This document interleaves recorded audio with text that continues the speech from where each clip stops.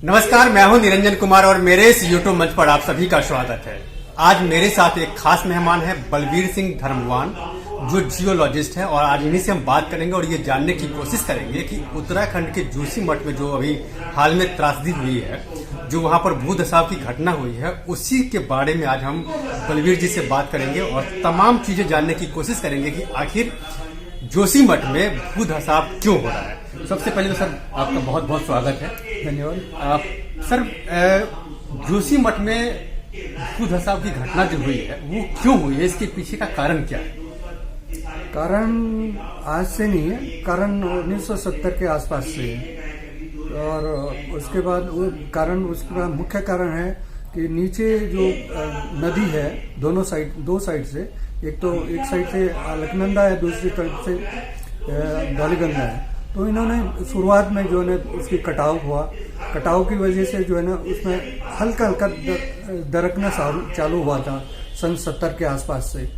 लेकिन उसके बाद 76 में जाते जाते क्या कि उसमें कमेटी भी बैठी थी, मिश्रा कमेटी थी, और उसमें कमेटी ने सुझाव दिए थे। उसका कारण, जो कारण आपने पूछा, कारण जो था, एक तो नदी का कटाव था, दूसरा ऊपर से जो है अव्यवस्थित पानी का निकासी थी, क्योंकि उसका कोई ड्रेनेज का कोई सिस्टम नहीं था। इसलिए वो जो है ना धीरे धीरे उसमें वो पानी जमीन ने सोखा और जमीन के अंदर गया और उसने दरकना चालू किया। उसमें वॉइड्स क्रिएट हो गए, वॉइड्स क्रिएट होने से दरारें पड़ गई। तो दो कारण मेरी नज़र में। दूसरा भूकंपीय तो होना ही है, वो जमीन में जब हलचल होगी तो उसमें नेचुरली जब लूज हो जाएगी तो अब हलचल से वो खिसक गिर। तो ये कारण है। सर, एक बात जो निकल के आई है, एक्सपर्ट लोगों का ये भी कहना है कि जो जोशीमठ का इलाका है वो 500 मीटर का जो इलाका है वो भूधसाव वाले जो इलाके हैं उस पर बसे हुए हैं, और यही वजह है कि धीरे धीरे जमीन जो है खिसक रहा है नीचे की ओर। नहीं, अब ऐसा है ना, वो भूधसाव हो गया, उसमें ओवरलोड हो गया। जमीन तो जितना सस्टेन करेगी, एक लिमिट है उसको लोड सहने की, और लोड अगर ज्यादा बढ़ गया, उसमें भवन ज्यादा बन गए, लोड ज्यादा हो गया तो नेचुरली उसमें खिसकेगा ही। तो वो तो जायज बात है कि उसमें जरूर होगा वो। एक और बात कि जोशीमठ के लोग और उत्तराखंड के लोगों का ये कहना है कि डेवलपमेंट का काम जो है जोशीमठ के इलाके में चूंकि बहुत ज्यादा हो रहा है और इसी के वजह से ये भूधसाव की घटना हुई है। इस पर आपकी क्या राय है? नहीं, मैं इस चीज को, थियोरी को नहीं मानता हूँ। उसमें जो है ना, जो जैसे मैंने पहले बताया कि शुरुआत में ये नदी का कटाव हो गया, ठीक है, दोनों साइड से नदी का कटाव। ऊपर पानी का मैनेजमेंट नहीं है, उसमें ड्रेनेज नहीं, प्रॉपर ड्रेनेज नहीं, सीवेज का कोई सिस्टम नहीं है। सीवेज का सिस्टम में सारा पिट्स बने, पिट्स सब, हर एक पिट्स, मैक्सिमम पिट जो है लीक कर रहे हैं, और जो बिल्डिंग पाइलट है उसको फॉलो नहीं किया। बिल्डिंग्स को लेकर के भी एक बात सामने निकल के आई है कि वहां पर जो लोग हैं, जो वहां के रहने वाले लोग हैं, उन्होंने पहली बात तो जो एक रूल रेगुलेशन होता है बिल्डिंग्स बनाने का, उस तरीके से बिल्डिंग का उन्होंने निर्माण नहीं किया, नाले का निर्माण नहीं हुआ। दूसरी बात, चूंकि वो पर्यटन स्थल है और इसको लेकर के बहुत बड़ी बड़ी होटलें वहां पर बन गई हैं, ये भी एक बड़ा कारण रहा है कि नियमों को ताक पे रख करके ऐसा किया गया। तो यहाँ पर आपका क्या? बिल्कुल ही नियमों को ताक पर रखा गया, उसकी अनदेखी की गई है, तो इसमें कोई दो राय नहीं कि हाँ ये सही बोल रहे हैं आप। दूसरी बात सर, यहाँ पर मैं ये पूछना चाहूंगा कि जो जोशीमठ का इलाका है, जोशीमठ का इलाका एक ऐसा इलाका है जहाँ से हम केदारनाथ, बद्रीनाथ धाम, हेमकुंड साहिब जाते हैं। तो ये इलाका जोशीमठ का कितना महत्वपूर्ण है? अगर इस इलाके में अगर कुछ होता है तो फिर आने वाले समय में तीर्थ यात्री हो या पर्यटन का जो है उसका क्या स्थिति रहेगा? ये तीर्थ यात्री नहीं, इसमें तीर्थाटन तो है ही। दूसरा स्ट्रेटेजिक जो पॉइंट, वो व्यू है स्ट्रेटेजिक मीन्स तिब्बत को जो जाता है, हमारा चाइना से जो होता है, पहले तो तिब्बत का भी सवाल होता है, वो चाइना का, तिब्बत को मैंने चाइना बॉर्डर जाने का मेन गेट है, वो उधर से जाना, कोई दूसरा रास्ता नहीं है। तो बहुत इंपॉर्टेंट प्लेस है वो, स्ट्रेटेजिक भी इम्पोर्टेंट है और तीर्थाटन के हिसाब से भी इम्पोर्टेंट है। बिल्कुल, तो दोनों दृष्टि से बहुत इम्पोर्टेंट है।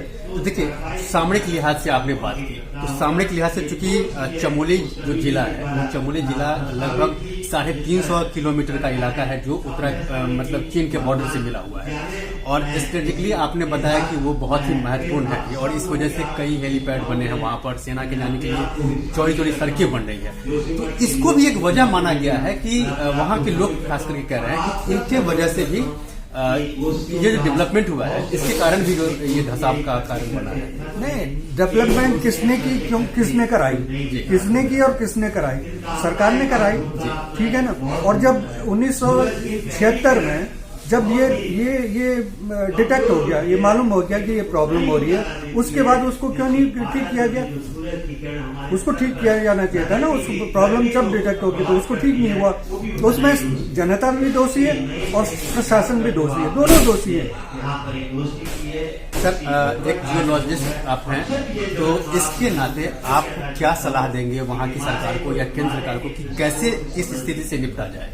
मैं तो ये बोलूंगा कि जैसे अभी ये चल रहा है कि उस एरिया में कुछ 3 जोन बन गए।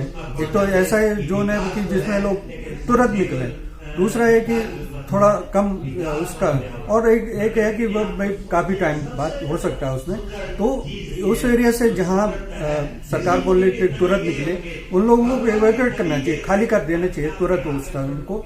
और उस जिस हिसाब से सरकार बोल रही है उसके बाद जो है उसमें इन्वेस्टिगेशन होनी चाहिए, उस एरिया की स्कैनिंग होनी चाहिए, जैसे शरीर की स्कैनिंग होती है उस हिसाब से उस पूरे की स्कैनिंग करनी चाहिए। उसके बाद जो है उसका प्रॉपर मैनेजमेंट होना चाहिए, उसका ड्रेनेज का सिस्टम होना चाहिए, और उसके बेस पे जो है ना ट्रीटमेंट होना चाहिए उस एरिया का। और लास्ट में जो है ना बिल्डिंग